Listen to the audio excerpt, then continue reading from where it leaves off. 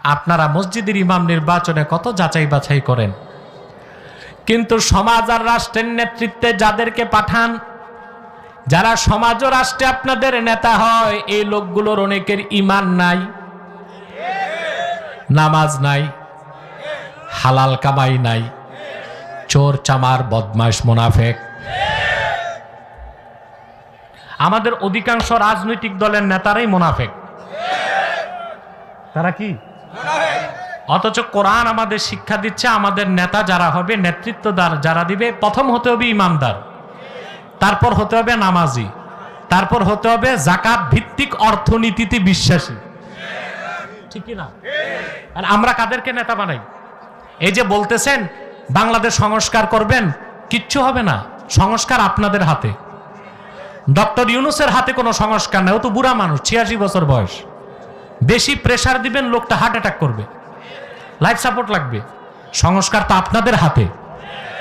আপনারা নেতাগুলো ঠিক করেন, দেশ ঠিক হয়ে যাবে। আমার দেশের মৌলিক সমস্যা হচ্ছে যারা আমাদের নেতৃত্ব দিচ্ছে তারা আল্লাহ দ্বীনের সাথে গাদ্দারি করে, জাতির সাথে গাদ্দারি করে, দেশের সম্পদ লুণ্ঠন করে, মেহনতি জনতার রক্ত পানি করা ঘামের পয়সা বিদেশে পাচার করে।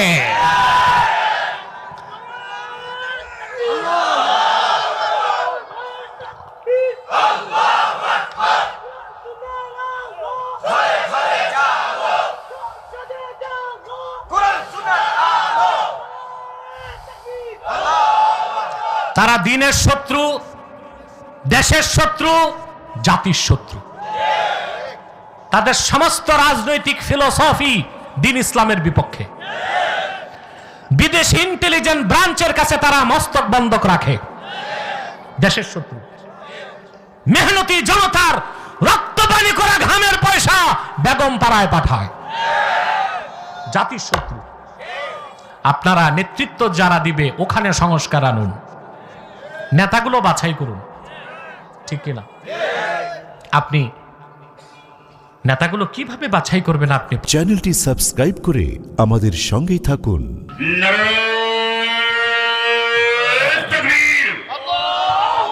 প্রধান মেহমানের আগমন, শুভেচ্ছার স্বাগতম। প্রধান মেহমানের আগমন, শুভেচ্ছার স্বাগতম। কুমিল্লাবাসীর পক্ষ থেকে লাল গোলাপ শুভেচ্ছা, লাল মায়ের পক্ষ থেকে লাল গোলাপ শুভেচ্ছা, জামুয়ার পক্ষ থেকে লাল গোলাপ শুভেচ্ছা, মাহফিলের পক্ষ থেকে লাল গোলাপ শুভেচ্ছা, এই কমিটির পক্ষ থেকে লাল গোলাপ শুভেচ্ছা।